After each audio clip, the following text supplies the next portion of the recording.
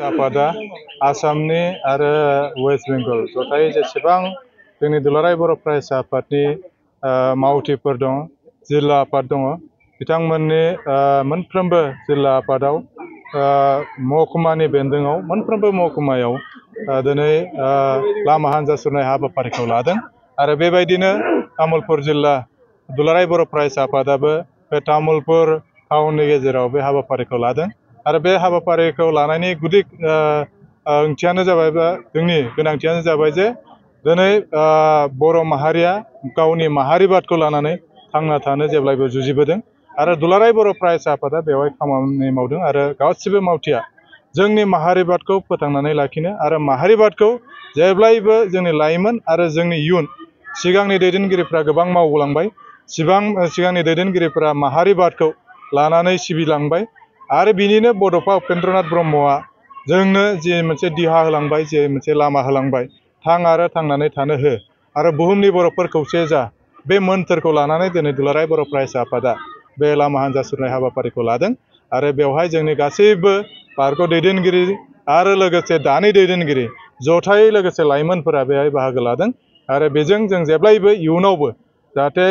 जाय जेरावखि थाया मानो माहारिबादआ जेब्लायबो जोंनि गोसो गोरबोआव बेरखांथों आरो जोङो माहारिबादखौ लानानै जेब्लायबो इयुनाव जोंनि गेरेमसा माहारि दानो सिमां होलांनाय बड'फानि बेखौ जाहाथे जों मावफुंनो हायो, बेखौ लानानै दिनै बे हान्जा सुरनायखौ लानाय जादों। हान्जा सुरनाया दिनै राजखान्थि बागै नङा। दा जोङो बेखौल' हास्थायगोन जे बर' माहारिया खौसे जानांगौ आरो बेखौ बड'फा उपेन्द्रनाथ ब्रह्मआ बुंलांदों। बर' माहारि बुहुमनि बर'फोर खौसे जा आरो जुजिनायनि गेजेरजों खौसे लामाया फैयो। बेखौ दुलाराय बर' फरायसा आफादनि मोनसे समनि आफादगिरि जायखौ जों बड'फा मानियो उपेन्द्रनाथ ब्रह्मआ बिथाङा बे मोन्थोरखौ होलांदों। दा बर' माहारिया खौसेयै जोङो थानांगोन। जोङो दाब दाब ओनसोलाव रायजो जादों, दाब दाब जिल्लायाव रायजो जादों, गुबुन हादोरावबो दङ आरो बुहुमनि दाब दाब जायगायाव जोंनि बर' माहारिया गुबुन गुबुन खामानियाव एंगेज जानानै दङ। थेवबो जाय जेरावखि थाया मानो माहारिबादखौ लानानै खौसेयै जोङो जेब्लायबो थांनानै थानांगोन। बे बिटिआर हालामावनो थानायानो जाथों, बिकेडाब्लिउआव थानायानो जाथों बा गुबुन रायजो गुबुन हादोराव थानायानो जाथों, जोङो खौसेयै जेराव जि दङ जोङो बर' माहारिबादखौ लानानै जोङो थांना थायोबानो जोंनि खौसेथिखौ जों दिन्थिनो हायो। दा बिनि थाखायनो खौसेथिया जोंनि सिगां आरो बुहुमनि बर'फोरखौ खौसे जानो थाखाय बड'फा उपेन्द्रनाथ ब्रह्मआ खावलायदों आरो बे मोन्थोरजोंनो दुलाराय बर' फरायसा आफादा खामानि मावदों। बर' फरायसा आफादा दिनै मोनफ्रोमबो जिल्ला आरो मोनफ्रोमबो महकुमायाव लामा हान्जा सुरनाय जे हाबाफारि बेखौ लानो बिथोन हरनाय लेखा तामुलपुर जिल्ला दुलाराय बर' फरायसा आफादाबो जोङो बे लामा हान्जा सुरनाय हाबाफारि जों बेखौ लादों आरो बिनि गुबै थांखियानो जाबाय जे दुलाराय बर' फरायसा आफादखौ गोख्रों खालामनानै लाखिनाय, लोगोसेनो बड'फा उपेन्द्रनाथ ब्रह्मनि जि सानथौ सानस्रि बेजों बर' हारिखौ बुहुमाव गेरेमसा हारि दाफुंनाय। दा बड'फा उपेन्द्रनाथ ब्रह्मआ जोंखौ बुंलांदों बा बर' हारिखौ बिथाङा बुंलांदों जे बुहुमाव बर' हारिखौ गेरेमसा खालामनानै गेरेमसा जोङो दाफुंनानै लानांगौ। बर' हारिखौ जोङो खौसे खालामनायनि गेजेरजों बुहुमावनो जोङो मा होनदों बयजोंबो मोनथिजानाय मोनफ्रोमबो बिथिङाव जौगासारनाय जों गेरेमसा माहारि दाफुंनो थाखाय बड'फा उपेन्द्रनाथ ब्रह्मआ मोनसे जोंनो माइल खुन्थिया गायसननानै होलांदोंमोन आरो बे बड'फा उपेन्द्रनाथ ब्रह्मनि जि माइल खुन्थिया बेखौ जोङो मोनफुंनांगौब्ला बिथांनिनो जि आदर्श, बिथांनि जि माने सानथौ सानस्रि जों बेजोंनो जोङो आवगायनांगोन आरो बिथांनि सानथौ सानस्रिखौ लानानैनो दुलाराय बर' फरायसा आफादा जों अरायसम माने गोख्रोङै जोङो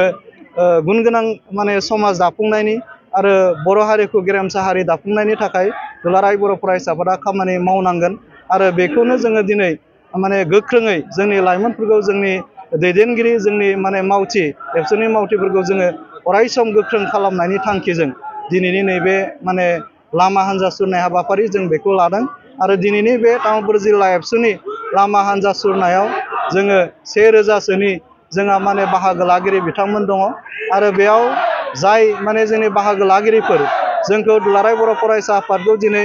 तामुलपुर जिल्लानि बर' थुनलाइ आफाद, तामुलपुर जिल्लानि ट्राइबेल संघ, तामुलपुर जिल्लानि जोंहा मा होनो बिसा, तामुलपुर जिल्लानि जोंहा माने माखासे धोरोमारि आफादफोर, जोंहा माखासे जोंनि सानथौ माने जोंनि सानसुमैफोर बिथांमोनाबो दिनै बाहागो लादों आरो गोबां जोंनि कलेजाव फरायनाय आरो जोंनि गोबां जोंनि लाइमोनफ्रा दिनै नैबे लामा हान्जा सुरनायाव बाहागो लादों आरो बेयाव हान्जा सुरनाय साफ्रोमबो जोंनि सानसुमै जोंनि साफ्रोमबो जोंनि दैदेनगिरि जोंनि साफ्रोमबो माने लाइमोनफोर बिथांमोनखौ जोङो एबसुनि जानानै जों खावलायगोन साफ्रोमबो बर' फिसाफोरनाव जोंहा माने बर'नि जि मोनसे माने जातीयताबाद बा नेसनेलिज्म जि मोनसे स्पिरिट जों बेखौ लानानै अराय सम खौसेयै जोङो आवगायनांगोन आरो जेरैखि जाया बर' हारिखौ बुहुमाव गेरेमसा हारि दाफुंनायाव बयबो जानजि खाफ्रानानै बेवहाय खामानि मावनो ओंखारबोनांगोन।